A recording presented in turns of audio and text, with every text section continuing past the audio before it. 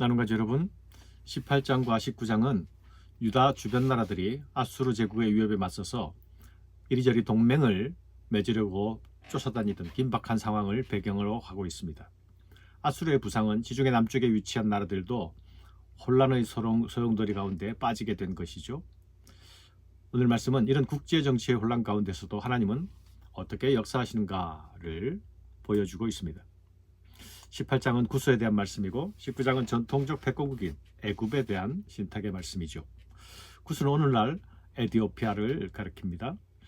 아수르의 위협은 유다를 뒤흔들었죠. 유다는 애굽을 의지하려 했고 구스와 애굽의 운명 역시 아수르가 아니라 여호와께 달려 있다는 것을 알아야만 했죠. 유다가 잡아야 할 손은 구스가 아니라 여호와 하나님의 손이었습니다.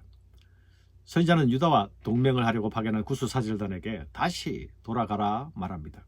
그들은 장대하고 준수한 백성이요 충분히 두려움이 될 만큼 든든하고 매력적인 나라입니다. 그러나 유다는 하나님을 대체할 어떤 세력도 두지 말아야 했습니다.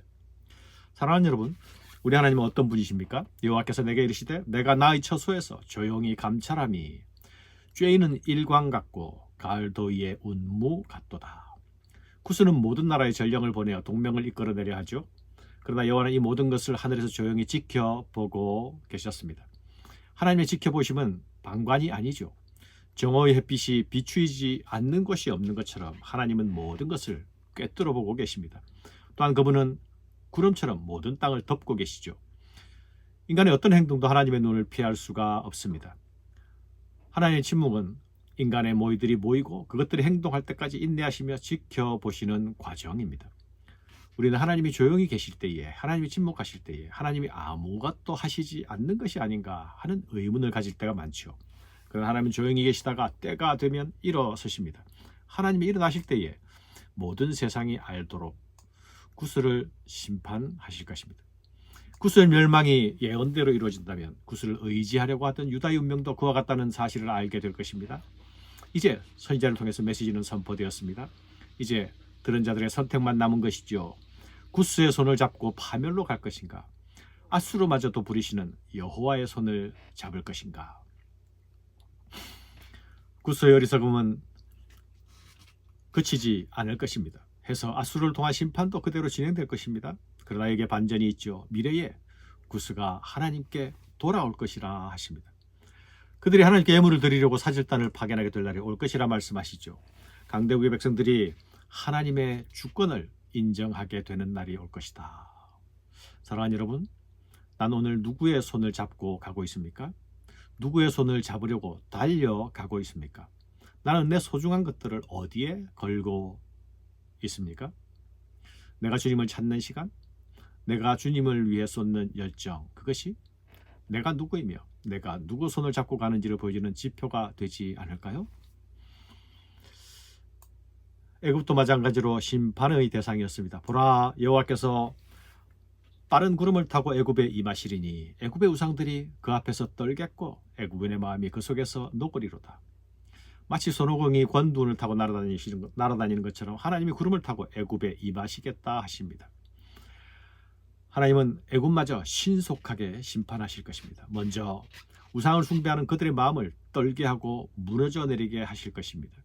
그들이 의지하는 영적 자산을 무너뜨리겠다는 것이죠. 그들은 위기의 순간에 그들이 의지하던 우상이 아무것도 할 수 없다는 사실을 알게 될 것입니다. 또한 하나님은 그들이 의지하던 세속적인 지혜도 무용함을 알게 하실 것입니다. 소환의 방백의 어리석음을 드러내실 것입니다. 이 소환의 방백이란 애굽의 왕궁의 최고위급 정치 지도자들과 정치 책략가들의 집단을 의미합니다. 하나님은 그들의 꾀를 자중질환에 빠지게 하여서 그들이 모든 계책을 헛되게 하실 것입니다. 그들은 내분으로 인해서 정치적 혼란에 빠지게 되고 결국 무너져 내리게 될 것이란 말씀입니다. 그때는 아무리 우상에게 물어도 대답이 없을 것이고 모사에게 물어도 답을 얻을 수가 없을 것이라 하십니다. 결국 이집트는 포악한 왕이 통치자가 되어서 그들을 고생하게 만듭니다.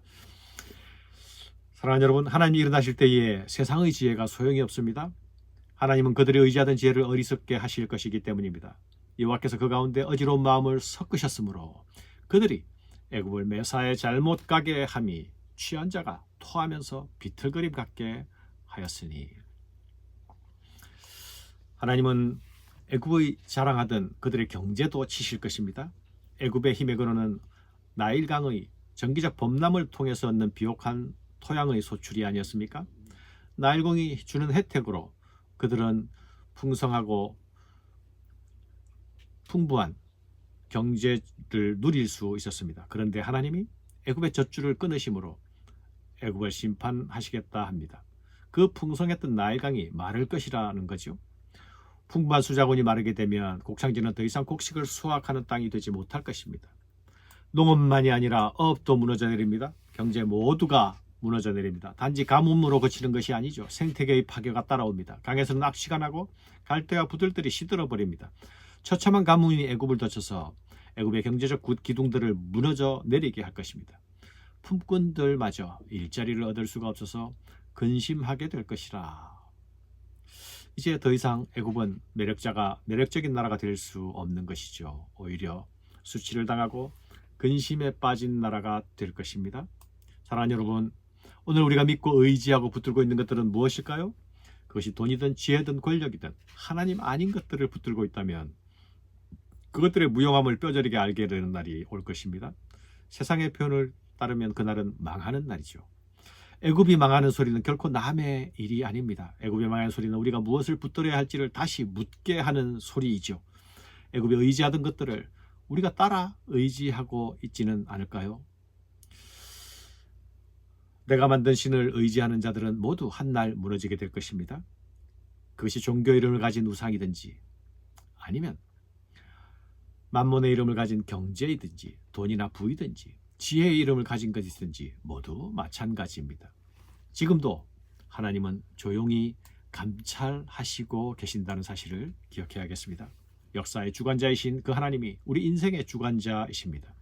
그 하나님을 붙드는 믿음에서 흔들리지 말며 나아가야 하겠습니다. 감사합니다.